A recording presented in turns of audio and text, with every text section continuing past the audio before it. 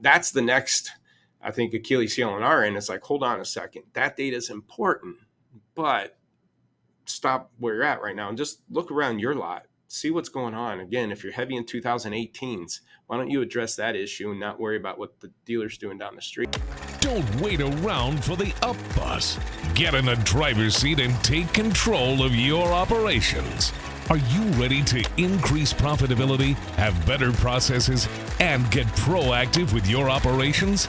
Welcome to the Up Bus Podcast. Here's your hosts, Jasen Harris and Jason Rice. Hey, what's going on, Podcast Nation? It is Jasen Harris here with Jason Rice. That is correct. You heard it. You get Jason and Jason today, a double dose of Jason. We are here to introduce to you a very new, very, very exciting podcast series that the two of us are going to be doing together. It is called The Up Bus.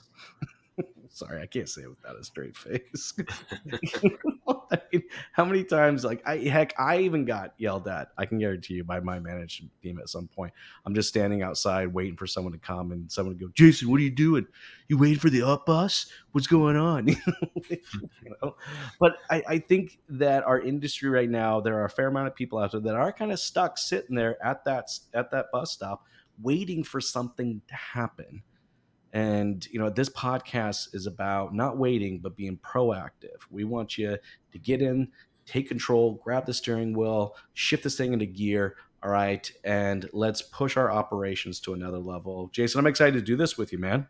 This is awesome. Can't wait. It's funny, over the last few years, anybody new to the business, they might not have had to worry about the up bus or even know what it is. Customers are just coming in the door. That's totally true. I mean, think about that.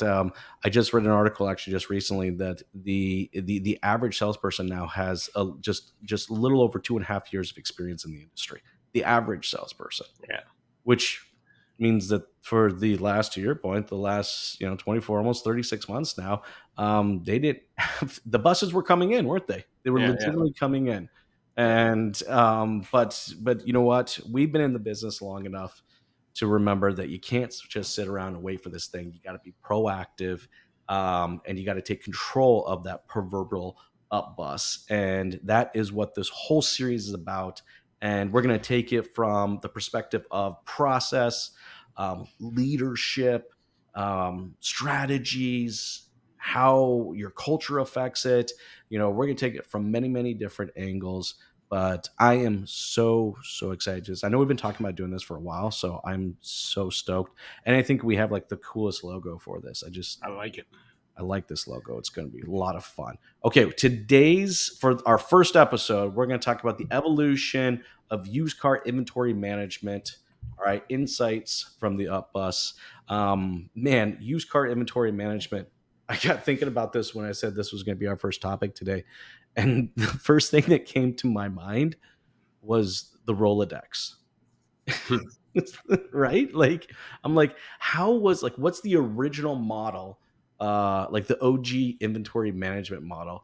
What was kind of your first, introduction to used car inventory management? You remember? Man, it's been a while, but no, I mean, obviously I don't know about the Rolodex, but just have an Excel spreadsheet printed up with all the vehicle information on it, sorted by age, and basically checking little boxes or crossing them off as they sold and stuff like that, and maybe update the pricing manually on that piece of sheet and keep it in your back pocket. But as a salesman, a lot of times you didn't get that copy with the pricing or cost on it or anything. You just got the vehicle information, the miles and things like that. But no, it's come a long way. I remember back in 2005 when I joined Dale Pollock at Viato. It wasn't even Viato then, it was Empower Auto. To that point, Empower Auto was scoring your inventory out on how you owned it to wholesale. And the cars that you own bad to wholesale get off faster. It was like a grade. A 50 meant you own the car bad to wholesale, so get off of it. But an 80 or 90, you owned it good to wholesale, so maybe keep it around. But then we realized at that point in time, again, you're talking 06, 05, 06, that you're not there to wholesale most of your inventory at that time. It's mostly there to retail it. So we start looking at retail data. And again, that's 15, 18 years ago or 18 years ago. And still, even that would have been proactive for, the time. Like, I mean, I remember, working, my first sales job was in the used car side of the business, right? And I did have a very typical, used car manager. We'll call it very typical in the sense of, let's call it stereotypical Hmm. used car manager, smoke cigars, spent a lot of time in his office, spent a lot of time drinking coffee and doing scratch tickets. Um, and, and I remember, the strategy for management was just the way that we had to move the lot around, right? So I remember there specifically being 7 rows of vehicles. All right. And I knew just based on where the vehicle was how much my commission on that car was going to be. Oh yeah. So, I You know which cars to walk around then, huh? well, that's how he managed it. It was pretty obvious, right? I know if I could stay away from the last 3 rows, then I was safe and I was going to make some decent money. Otherwise than that, I avoided those things like the plague. And I remember if it hit the 8th row, that's when his Rolodex came out. And he did. He legitimately had a Rolodex of wholesalers he would flip through. All right. And then start picking them off one at At a a time. time. And but to your point, I mean, that's changed a lot. I mean, you're talking even 15 years ago of just kind of managing it, from an age perspective. What do you think from, let's call it, because I think there were some fundamental shifts, right? Let's call it like early 2000, and even early 2000s, people still didn't necessarily have their websites. It was still, some people did, some people didn't. And then I feel like by, you start getting to late 2000s, 08, 09, 2010, things changed again. What did you see kind of during that time frame? Well, I'll pull it back even a little bit further. I started Mhm. selling in June of 1997. And the funny thing is, I didn't like being out on the point waiting on the up bus, right? Back then, we had to be out on the point. There's probably 3 to 5 of us standing in this little spot in the lot waiting for customers to pull up. And then the first one that made that move, got the customer. And I start watching plates and stuff, waiting to see if their plate was up this month or last month, because their plate's about expired. I That's a figured it's a great deal, that kind of stuff. But I like sitting inside, not because of the heat or anything. I just like being inside working the phone. I'm like, this is a Mhm. lot easier. Matter of fact, I got to the point, hey, if you see a bunch of guys out there on the lot when you pull in, just tell them they're my greeters. Just tell them you're here to see me. And so I liked working the phone so much that they, in '98, so 6 months into selling cars off the lot, waiting on the up bus, they said, hey, do you want to try this internet thing? We're gonna try internet. So back in '98 and stuff, we did have a website and we got leads faxed to us and everything like that. But the transition of that nowadays, again, is the up bus showing up that much or even ups. Typically they're Yes. already appointments or they already called, they've already submitted lead or information on, what kind of payment they're looking at. So yeah, there's a huge transition. But what's weird is a couple things, that business model of following up with customers really hasn't changed over the 25 years that we're looking at now. Mhm. And 24, yeah, years. So, we typically follow up with leads based on the age of lead. It's a fresh lead, so we're all over it. By the time it's aged, they're 30 days old, we're pretty much given up on it. And so that strategy has really never changed, which is a shame because, again, as we're pulling back the curtain, it's like we should be managing leads a little bit differently. And the hard part is, again, the basics haven't changed. The No. hard part is, um, we've the customers are changing a little bit because, shoot, I remember in '05, I would actually post invoice on my website on new cars, Oh no, and that that's was a big deal, right? yeah, no kidding. Um, what it was, and I mean, I can explain that story and how I did that, but and why, but customers are more educated now, obviously, and now 90 to Well, see, 100% that, of them that are that's online that shopping. transition. See that there we go. See, I think that's the big transition there, right? Because I got into the business '99. My dealership had their website by 2000, and this that beginning part of the 2000s, was kind of that fundamental change in the way that we managed our inventory because it didn't necessarily just have to do with the 8 rows that they were physically going to come onto the lot and see. Now there was no such thing. There was no such thing as kind of an organized 8 rows. Like, let me start you up here at row one, and I'll work you Yeah, back to row eight. You didn't have that online, right? The cars were just there, and then people, started to just call in or fax. I still remember fax. Yes, I do yeah, remember fax leads. But I remember, kind of my first internet. Let's call it deal, right? Like the guy, it was a 90, inquired about this 97 Ford Bronco, and I remember it because all I could think was like OJ Simpson at the time.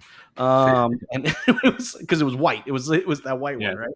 And it was like I knew this car already sold, but I had this idea that, of course he was going to come in. I knew it had just sold, an hour or so prior to him coming in, but I had this yellow Pontiac Aztec that I was sure as shit going to switch him to.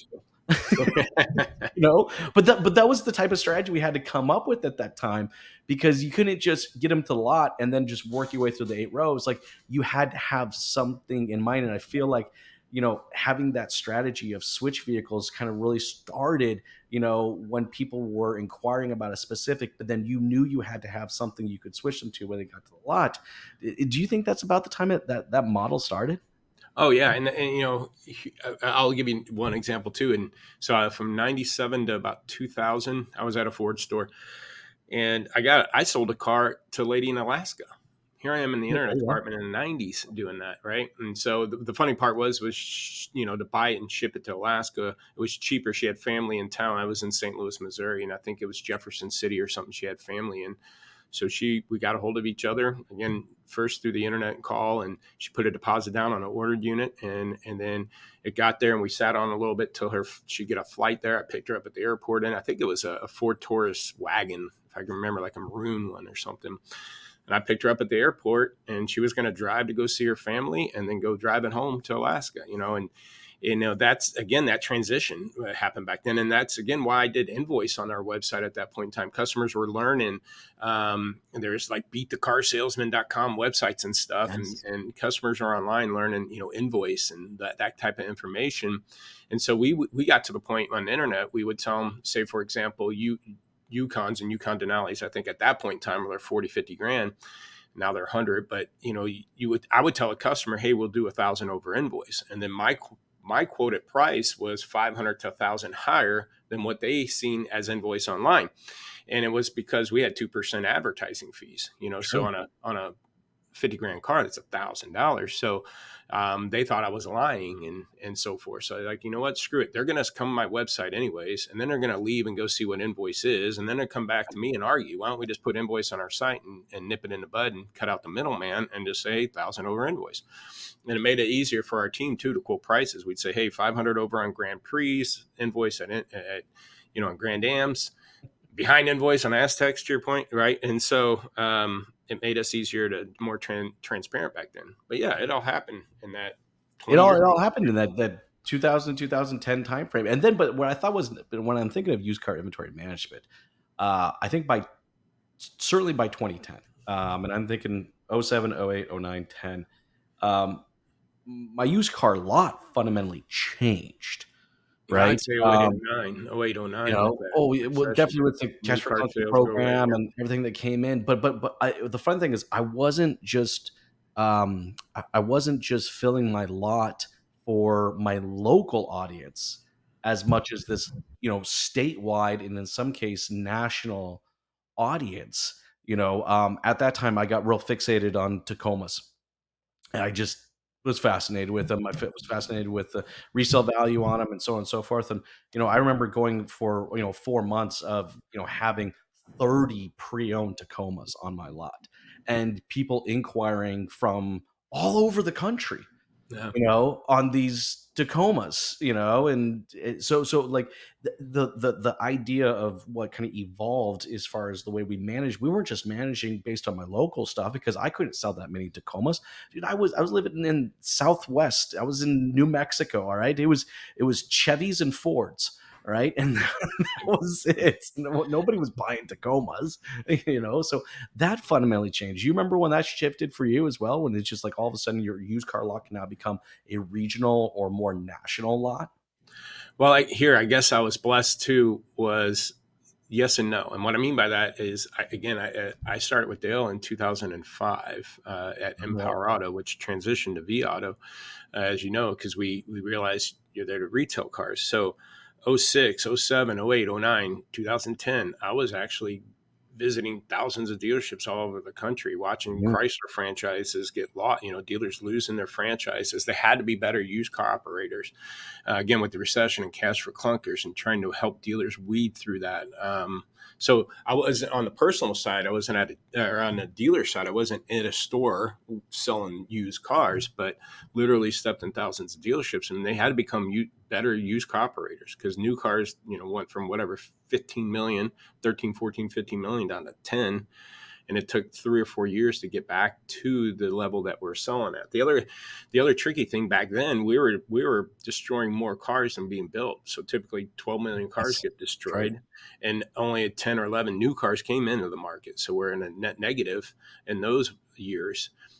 So not only did you have to be a better used car operator, again, the supply demand indexes on that was a little bit trickier, and we had to change a lot of strategies, even how we appraised the car. If we go on to appraise a car trying to make 2 to 3 grand on every car, we weren't getting any, because No. again, what they're wholesaling for. But yet, being in a recession, you couldn't demand a ton of money for it either. So the margin compression was so tight on that stuff back then.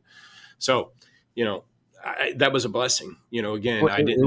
was a big shift. It was a Yeah. blessing that was there, and then I'm kind of thinking, then you get into kind of 2010, and then for me, I think it was like from 2010 to 2020, and you mentioned it actually, is when you know it was all about becoming better operators. It was just, it was I think the evolution. This is actually a perfect segue kind of into our next topic, because I think one of the biggest things that evolved between 2010 and 2020, in addition to not only how we managed our inventory and what inventory we were buying, because new pieces of technology were coming out and giving us better insights as far as appraisals, and expecting three, four, $5,000 grosses, like it was prior to that, was going away. But I think the biggest thing that evolved in that between 2010 and 2020 is the used car manager, and what was and today is a used car manager, and what were the responsibilities of it. This is, I've mentioned this before, I think the transition between plaid sport jackets and Wall Street day traders, because that's how I kind of think. I think of some of the most progressive used car managers out there right now. I would consider them more arbitrage of attention and time than just the inventory. They understand more of the nuances of how they're moving metal than just the metal itself. I think we had this old saying, don't fall in love with something, right? And that was Yeah. like, because you would fall in love with a car, right? Oh, it's a cream puff.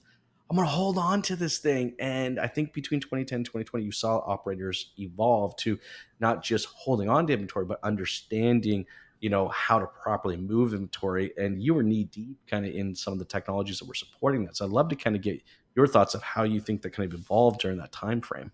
Yeah, again, Dale Pollock brought in, the velocity mindset of inventory Mhm. management and the money ball approach.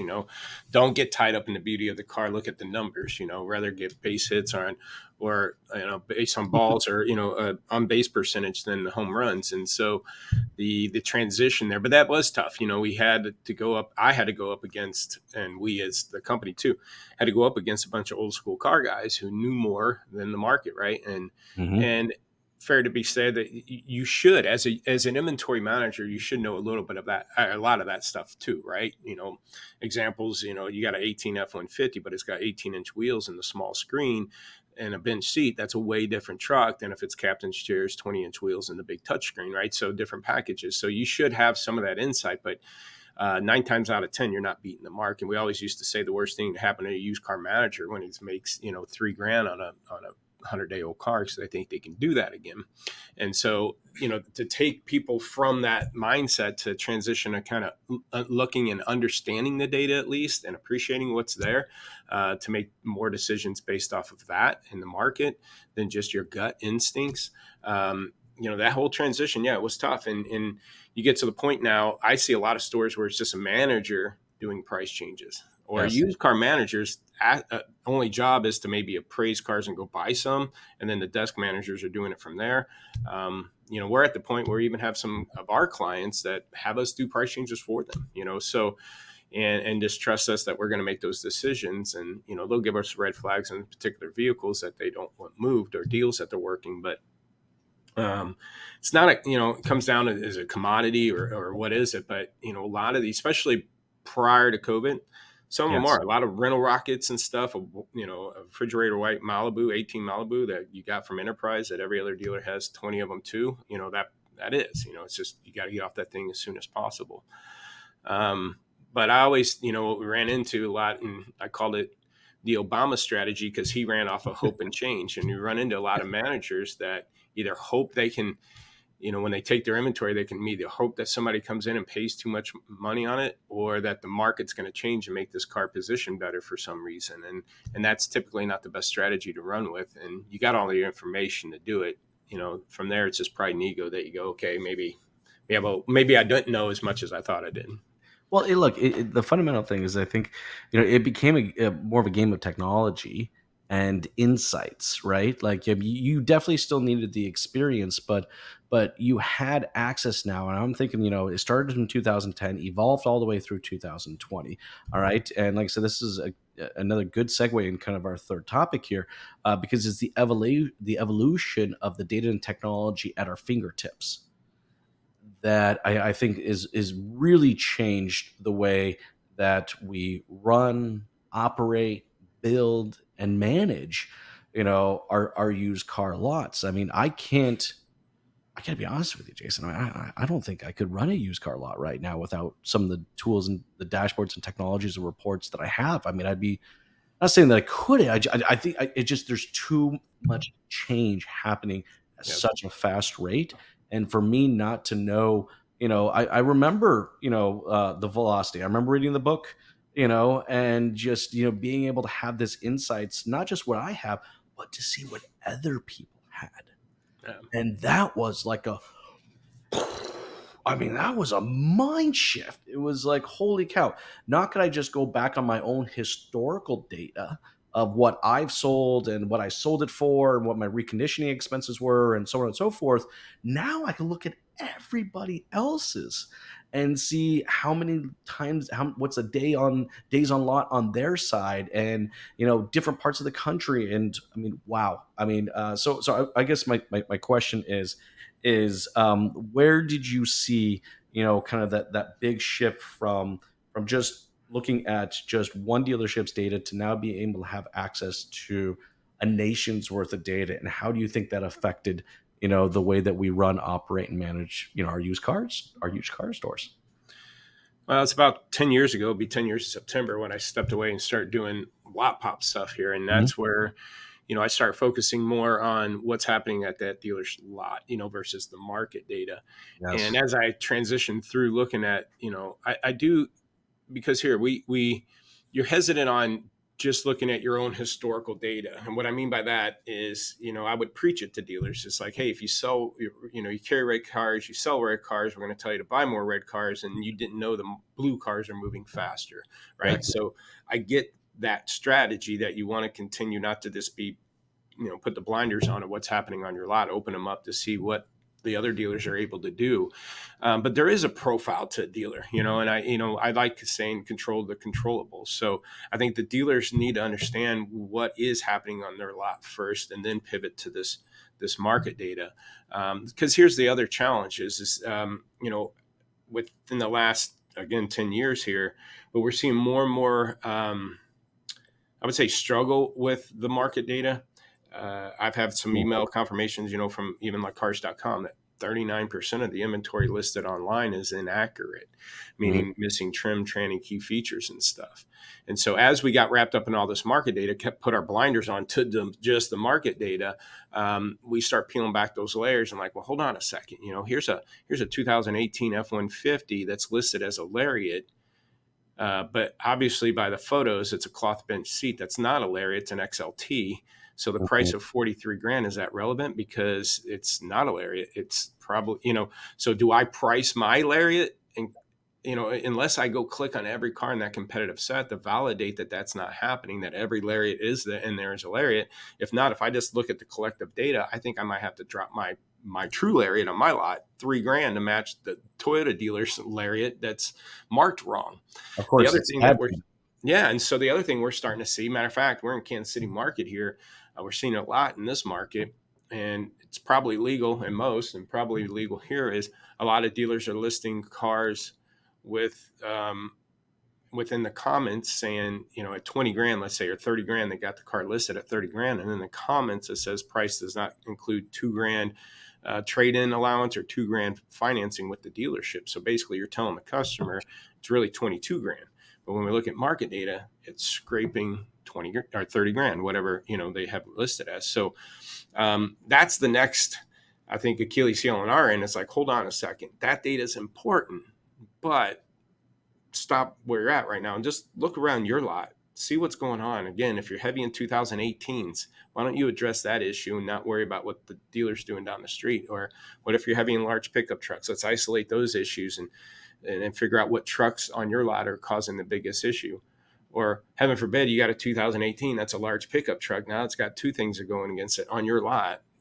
Figure out which of those 18 large pickup trucks are the biggest issue, and then maybe pivot to that market data to help you make the decisions. So, that's again where we're struggling a bit, is I do think we need to slow down a little bit and quit getting, and then the wholesale markets ever changing, Oh right? my gosh, You can't 100%. keep ahead of this stuff. No. And the car I priced at 100% retail market last week is now 103%. Not that I went in there and raised my price, but the market moved faster than I did. And again, is it relevant? Is it relevant that the Honda store just dropped their price $1,000 on their F-150 that's 80 days old versus my F-150 that's 2 days old, and I'm a Ford store, So Well, and even if the data is correct in the first place, to your point, right, is how accurate is that trim level data? or the price, if they're saying, hey, you got to trade, or it's 2 grand more, So, or so you we need to so we trade. saw this evolution where we went super heavy in really looking and understanding the market data and making decisions based off that market data. And not saying that we don't Sometimes do that. blindly, yes. Yes, yes. So, well, no, 100%, right? I actually just had a friend make a mistake on a Mercedes E53 AMG. All right. It's if the E class is the same pulls up as an E63, there's just a 53 and a 63, but they're both pulled up as AMGs, but very, very different vehicles. You're talking a $20,000 swing in the engine itself, right? And made a big mistake. Um, and we're talking a good $9,000 mistake. And Yeah. again, because just looking on market data made a decision off something that's just on something that he didn't necessarily, because look, it was a Honda store, not a Mercedes store. Yeah. Did he fundamentally know that? So I mean, I think getting back to your point now, it's like, yes, we went through this evolution where we went really heavy with understanding market data, and then some people were very, very successful with that. Now we're coming around, layering that market data, but really focusing on kind of the original strategy was just working that lot, and what we can do in that lot. I know you said this many times, and I love this so much, and I think this is what kind of the next move for how we manage the lot is, we work the lot, not the lead. Because I know we've talked about this a few times before, and you've told me the stat out there is that almost 60% of leads that are coming in on sold vehicles. I think that's Well, probably no, they're not coming in on sold vehicles. They submit a lead, and then a week or two later, that car they wanted is sold, so it's no is longer sold. available. Yeah, correct. But that person's still in market, As and far as we know, we're yeah, just yeah, ignoring them. exactly. So And let's go back a little bit. I will go backwards, go forward. We're talking about solely looking at market data. Again, it's kind of like this new AI thing, Chat oh, GPT and all yes. this stuff, right? And we're all in, and we're gonna, we're like, man, this is awesome. This is gonna change the industry. At some point in time, we're gonna step back and go, hold on a second. This isn't real. This isn't reality, and this is taking my job, or it's taking this away. And we're gonna have to step back and then refocus on how we want to utilize it. But right now, we're all in, and it's kind of, again, it's kind of like that market data. It took 3 to 5 years to get the market and the managers and the people to go, okay, this is cool. Let me start looking. And then they did 6 years of, oh man, market data, then, and just making decisions off it. And it's like, all right, hold on. All right, now this is you can be hurting yourself by just looking at this and not really, again, that's where we got to step back a little bit and still have some of that used car gut and instincts and their understanding of the market. And again, to your point, the cars and the packages and the differences in equipments and stuff. And that's the hardest part too nowadays is there's so many different cars, so many different features, so many different packages. Yes. And if you're not a good If you don't know Toyotas, you don't know Mercedes, you're going to make, or Teslas or electric cars, even worse, you're not going to understand these dynamics. So you can't just blindly just throw it out there and look at market data on a Tesla. You got to understand the battery life and all the other stuff. Well, So to the you point there, but understand, you need a process. It's not yeah, just one single thing, which is, you coined it as the lot walk, right? The things that we need to kind of look at to continue to manage our lot. and And that I goes love that strategy. and that goes a lot. Well, let's go back transitioning to lead Mm, management. When you're looking around in 2018s or large pickup yep. trucks, if you're heavy in large pickup trucks and they're bleeding through on your lot, especially late models, which are happening right now, F-150s, Rams, they're sitting on dealers' lots. So if you have a problem with large pickup trucks and if you have any leads on those trucks, how often would you want to call and email those leads? Well, every day, every dealer would tell me every day, every other day. Okay, well, is your CRM set up to call a 30-day-old truck lead every day, every other day? No, it's you're only going to call fresh leads every other. We tend to manage leads based on the age of the lead, which is relevant to the customer's buying cycle. We don't know if they're 2 days out or 2 months out, right? And so, why are we managing our frequency of contact based on what our schedule? Oh, you're a hot lead, so I'm going to go after you, but after 30 days, I want to give up on you. So when you should be managing leads based on situations on your lot, because think about it by physical lot.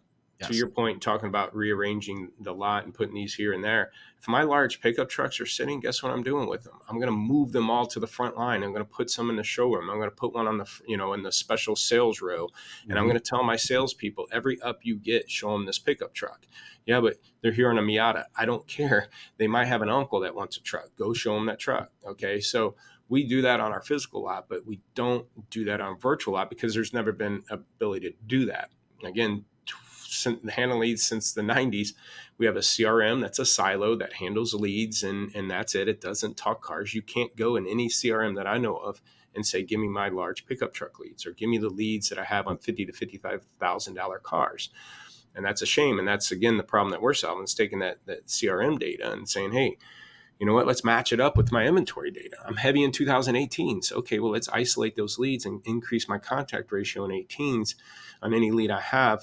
So I'm not just, dropping my prices and costing gross, which is really the decision right now. That's the other point you're The talking about, decay the model. Yes. active leads on sold cars. Okay, well, let's say I do have a 40-day-old truck without any leads. The first instinct is to go look at market data and then drop my price so I can get some more leads. Maybe I'm too high priced, so the guy down the street, so let's drive price to get me some more leads. What we're not looking at is what we call those switch opportunities. If 60 to 70%, okay, let's do the raw numbers. Let's say you have 100 leads. That means 60 to 70 of them are on cars that they can't buy any longer. The truck that they're interested in sold last week, and all Mhm. we're doing is automated email. Hey, you still in the market for that 18 F-150? And they're like blowing us off because they know it's gone. They went to your site 2 days ago and it's no longer there. So why not take that active lead? You know the segment, large pickup truck. You know the price point, maybe 30 grand.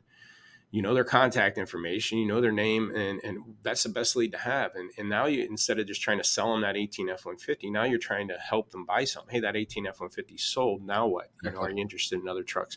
So if I got a 40, 50-day-old truck with no leads, do I drop the price or work the 10 or 15 switch leads that I have customers looking for a similar vehicle, the similar price point, try to switch them? Because again, our physical out, we do that. We don't up a Yeah, we, customer we and do say, that oh, all the that car time. sold yesterday and walk away. Well, I mean, I remember this happening in the physical lot all the time. I would come in and get all the way through financing. Boss, 650 a month is just going to be too much for this guy. Well, and what would be the first thing he would say to me? Well, you need to go show him that car, Yeah, 5 grand right? cheaper. 5 grand cheaper. All right. It's going to be $100 less. All right. Go show him that one. And it was just an immediate switch. But at some point in time over the last 10 years, it's like, we kind of like lost that mentality. Don't you think? I mean, I don't know. Maybe it's because we just became more shopping and checking out model versus, I don't know. When do you think that switched and we lost that? Well, obviously COVID, I think, did it because Yeah, consumers switched 100%. themselves. Yep. Cars were moving fast, so they said, okay, that one's sold, and they go hopping and buying another one themselves. But yeah, I mean, I think once a high percentage of our leads were coming in through the internet, we stopped being salespeople. We just went through a script to schedule appointments. Mhm, Okay. mhm, mhm. All we did, especially dealerships with BDC, they just have in a script to work that lead to schedule an appointment. Okay. And then those people that are sitting in the BDC departments typically never sold cars before. They think, as a lot of times our dealers like, here, let's hire people that never been in business before and I'll train them how to do it my way instead of bringing in dirty laundry, right? Their old habits. So we trained them a script and said, get on the phone and just give me an appointment. Every question they ask, say, great, when can you be here?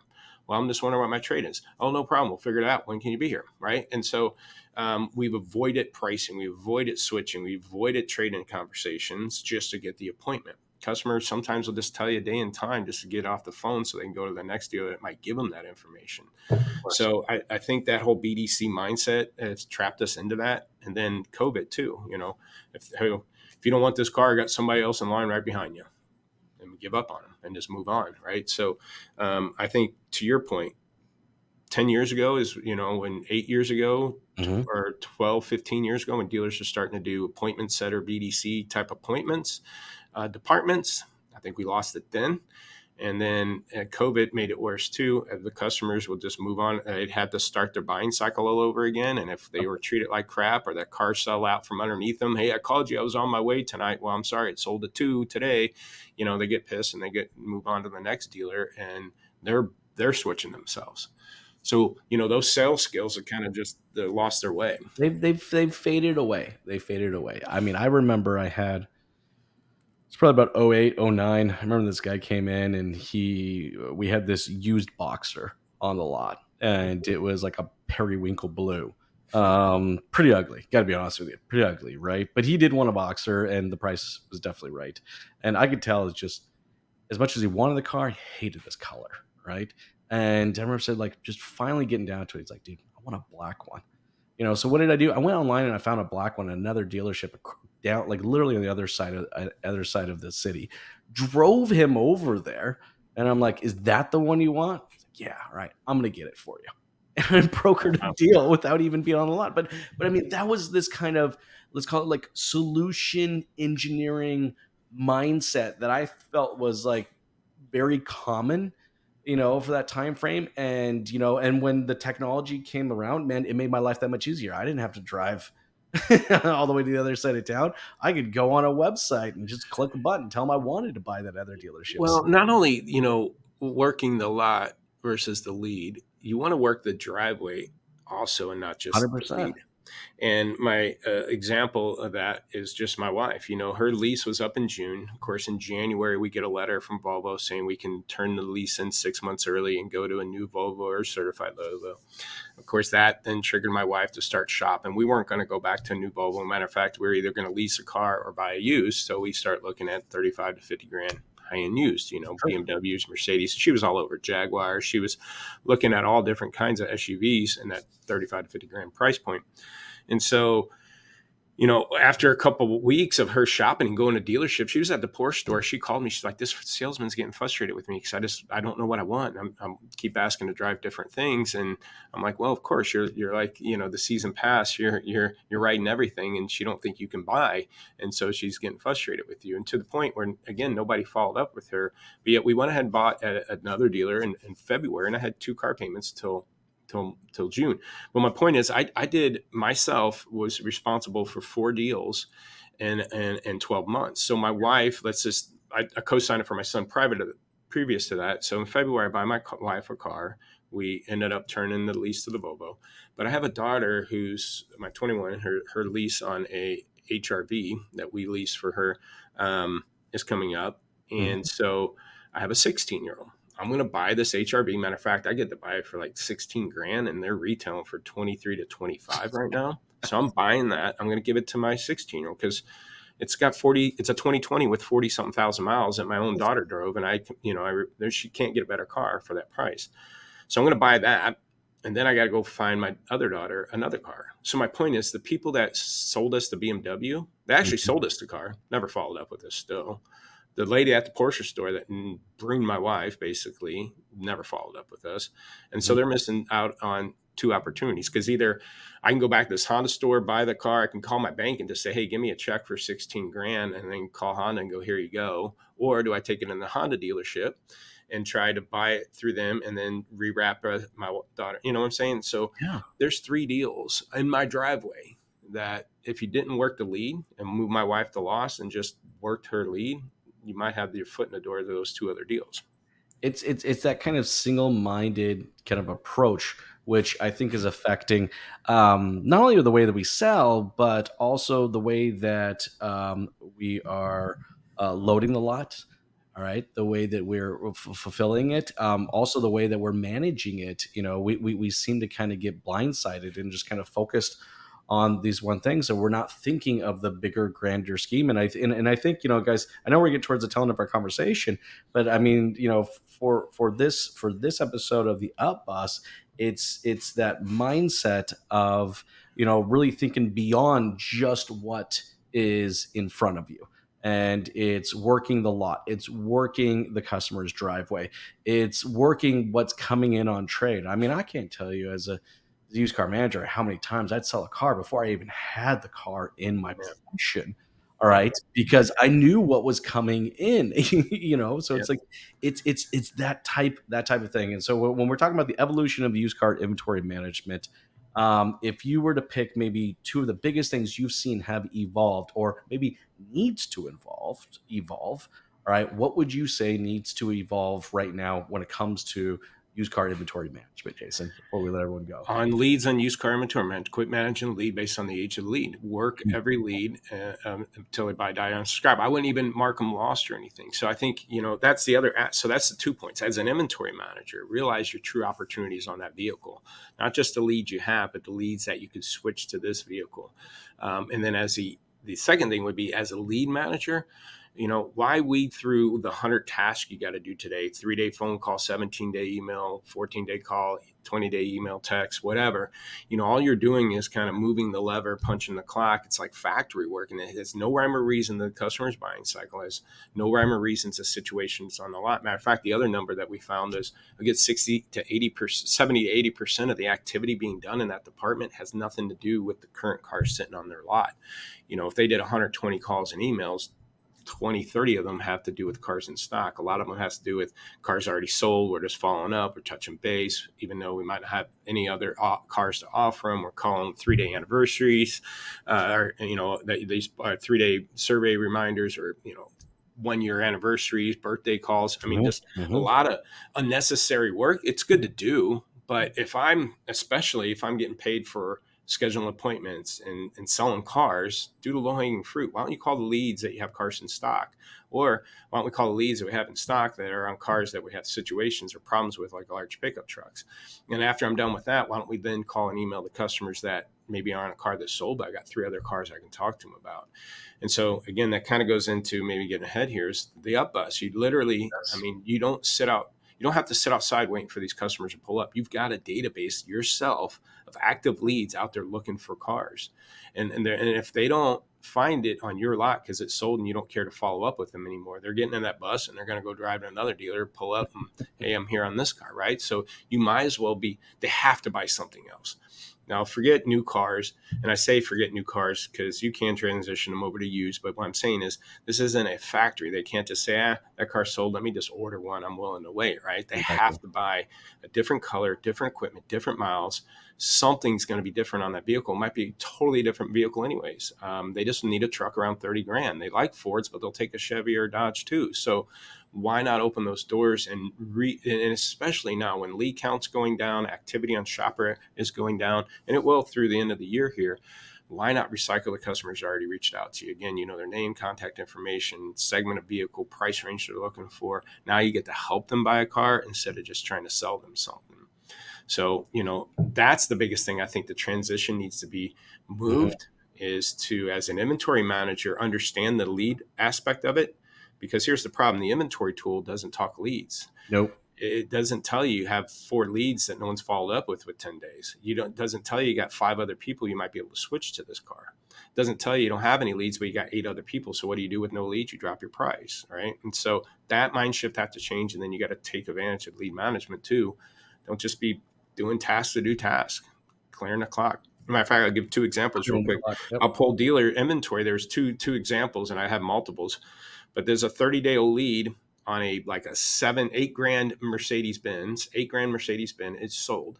We don't have any switch opportunity. We have nothing else to talk to this customer about, but we called them a day ago. Why? Because I was supposed to do a 30-day call. Same as a 40-day-old. It was like a Chevy Traverse or something, and it was a 7 grand vehicle that sold, or Equinox or something. And I have no other 7 grand SUV to talk to the customer about, but yet I called them a day ago. So my question to those teams was, what'd you call them about? The car's gone and you have nothing. And in the meantime, I could take a car that's in stock, it's 50 plus days old. You have 2 leads in there that are 30 and 50 days old, and you haven't contacted them in 28 days. And so here's a car in stock. We haven't called in 28 days. Plus you got 2 other vehicles to talk to them about if that car doesn't work anymore, but yet you haven't called them in 28 days. So again, the only reason we didn't follow up is I'm busy doing my 30-day and 40-day call, not call my large pickup truck leads. So again, I think those are the 2 areas. It's just like inventory management should be lead management, and lead management should be inventory management. They should go hand in hand. Those 2 departments almost should be in the same office together in my eyes now. And you're right. And you know what? And they do need to be 2 individuals. I think there's 2 very different kind of skill sets that kind of go along with that. I think too often right now we're trying to shove everything into a singular role, and there's just too much between managing the technology, managing the process, and then of course managing the people and the process and technology. All right, that is just a lot. And we've touched a little bit on the evolution of the used car manager. We've touched a bit on how those management models have changed over the years. And we've discussed both the data and technology that's available out there.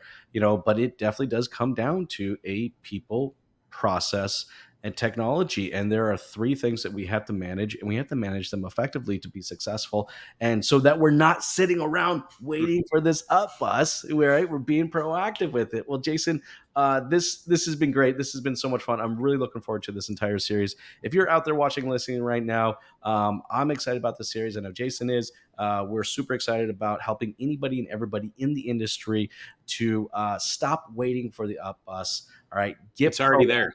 Yes, don't wait for it. It's already here. And the up bus is in your dealership right now. And we're going to help you navigate that over this entire series. Jason, thanks so much, man. It's been a lot of fun. I'll talk to you real soon. Thank you.